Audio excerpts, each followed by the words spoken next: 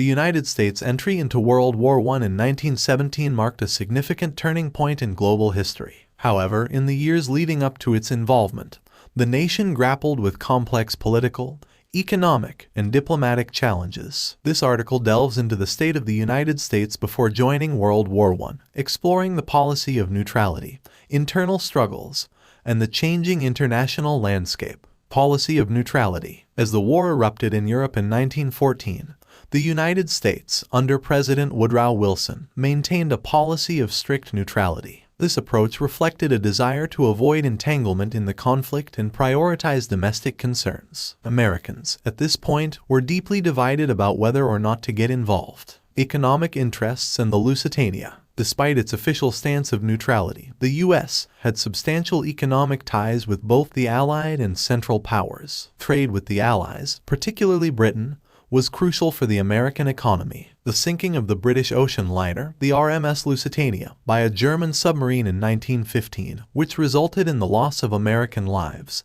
strained U.S.-German relations. Zimmermann telegram and unrestricted submarine warfare. In 1917, two key events played a significant role in shifting American sentiment. The Zimmermann telegram, intercepted by British intelligence, revealed Germany's proposal to Mexico for a military alliance against the U.S. This, along with Germany's resumption of unrestricted submarine warfare, where ships were sunk without warning, further antagonized the U.S. Internal pressures and preparedness movement. Internally, there was a growing debate between isolationists and interventionists. The preparedness movement, led by individuals like Theodore Roosevelt, advocated for military preparedness in case of U.S. entry into the war. This movement sought to strengthen the nation's military capabilities. Evolving public opinion. Over time, public sentiment in the U.S. began to shift towards intervention. The sinking of American ships and a desire to protect American interests abroad swayed public opinion. President Wilson, who won re-election in 1916 on a platform of peace, gradually recognized the necessity of U.S. involvement.